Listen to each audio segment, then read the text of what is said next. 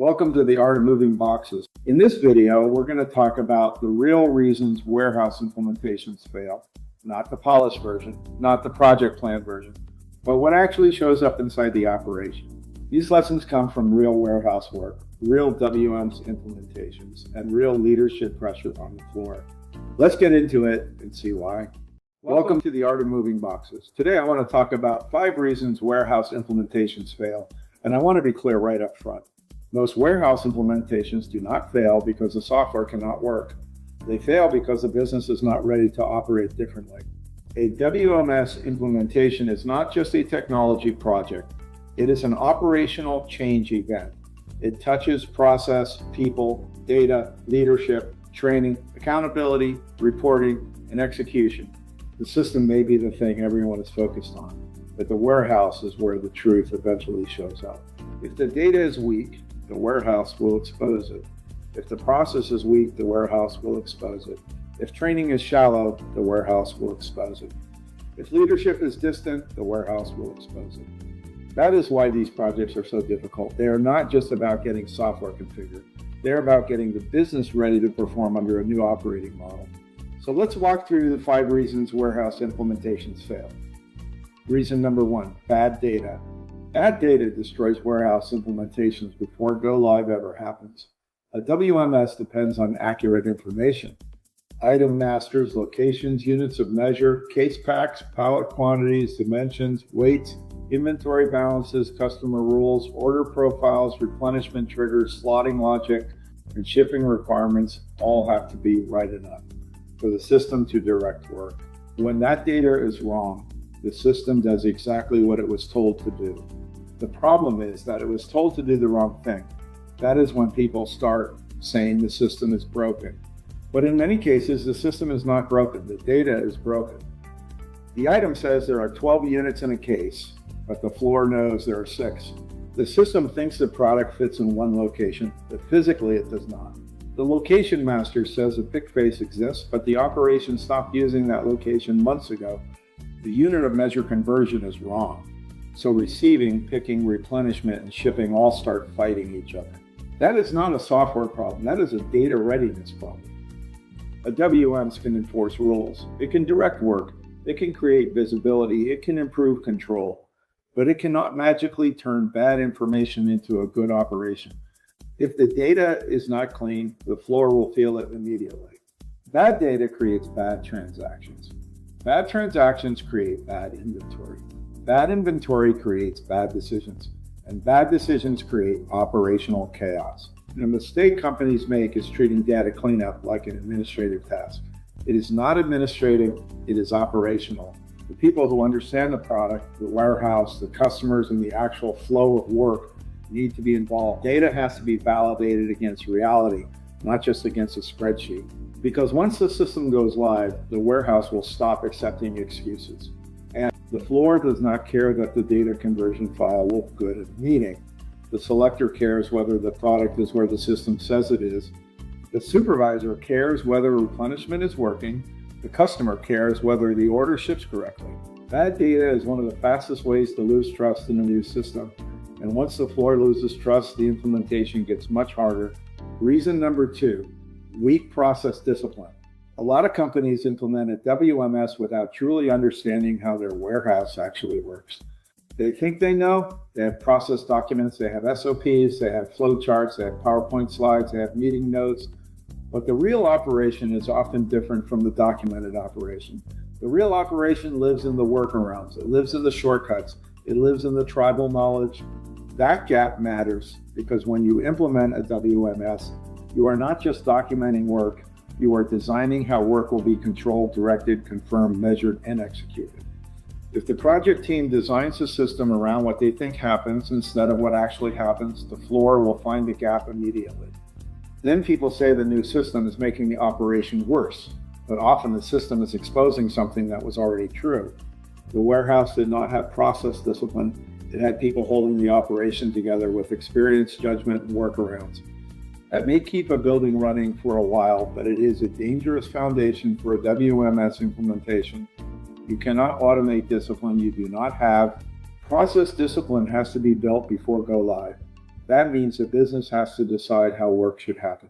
It has to validate that design on the floor. It has to resolve exceptions. It has to align supervisors. It has to document the real process. And then it has to train and enforce that process consistently. The WM should support the operation. It should not be used as a desperate attempt to force discipline into an operation that leadership has not prepared. Reason number 3, poor testing. Testing is where a lot of warehouse implementations lie to themselves. The project team says testing is complete. The status report turns green. Everyone feels better. But when you look closely, the testing was not strong enough. They tested the happy path. They tested clean orders. They tested perfect inventory. They tested simple receipts. They tested normal picking. But warehouses do not operate in perfect conditions. Warehouses operate in exceptions. A truck arrives late. A pallet is short. A label will not scan. A case is damaged. Inventory is missing. That is warehouse reality. If testing does not include that reality, then testing is just theater. The goal of testing is not to prove the system works. The goal of testing is to find out where the operation will break before the customer does. Receiving has to connect to put away. Put away has to connect to replenishment. Replenishment has to connect to picking. Picking has to connect to packing. Packing has to connect to shipping. Shipping has to connect to inventory, billing, customer expectations, and downstream reporting. Strong testing should reveal problems. If testing never finds anything serious, that is not always a good sign. Real testing should create tension. It should expose gaps. It should force decisions. Reason number 4, weak training and change management. Training is one of the most underestimated parts of a warehouse implementation. A lot of companies think training means showing employees which buttons to press. That is not enough. Training is not just system navigation. Training is teaching people how the work is going to change. The new WMS changes how people receive, put away, replenish, pick, pack, ship, count, investigate, supervise, report, and make decisions. It changes the rhythm of the building. Employees need to understand what is changing, why it is changing, how the new process works. Supervisors need even more. They need to understand the process deeply enough to coach, correct, and troubleshoot. That is where change management comes in. Change management is not a slogan. It is not a slide in a project deck. It is communication, preparation, repetition, and leadership presence. Because pressure will hit. No matter how good the implementation is, go live will create stress. People will move slower. Questions will come up. Exceptions will happen. If training was shallow, that pressure will expose it. If change management was weak, the floor will resist. And confusion is expensive. It slows the operation down. It damages trust. Reason number 5, leadership treats it like an IT project. This may be the biggest reason warehouse implementations fail. Leadership treats the implementation like a system installation instead of a business transformation. They assume IT owns it, but a warehouse implementation cannot be owned by IT alone. When leadership stays too far away, the project manages to the schedule instead of managing to the truth. That is dangerous. If leadership only asks, "Are we on schedule?" the organization learns to talk about dates. The better question is, are we truly ready to operate? Are the processes ready? Is the data ready? Are the users trained? Are supervisors confident? Do the people closest to the work believe we are ready? Because the floor usually knows before the dashboard does. But if the culture punishes bad news, the truth will stay quiet until go live.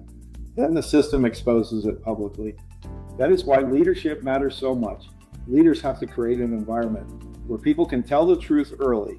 A successful implementation requires leadership discipline, not just project discipline.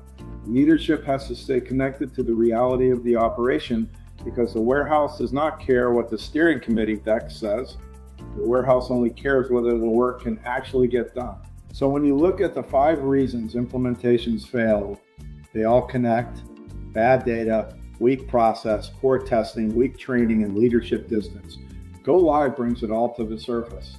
That is the hard truth. Warehouse implementations do not usually fail all at once. They fail slowly through missed decisions, ignored warnings, and bad assumptions. By the time everyone admits there is a problem, the floor has usually known for a while. Clean the data, tell the truth about the process, test the real operation, train people for the work, and make sure leadership owns readiness. None of these things replace operational readiness. The warehouse is the ultimate truth test. Technology matters, but it's really a test of leadership and execution. Thanks for watching The Art of Moving Boxes. Subscribe for more real-world warehouse lessons. Thank you for watching. If you found this content useful, interesting, or engaging, please subscribe to the Art of Moving Boxes YouTube channel below. And make sure to join the Art of Moving Boxes LinkedIn group on LinkedIn. That is where we continue the conversation around real warehouse operations, WMS implementations, supply chain execution, and leadership lessons from the floor. Thanks again for watching. Subscribe below, join us on LinkedIn, and I'll see you in the next video.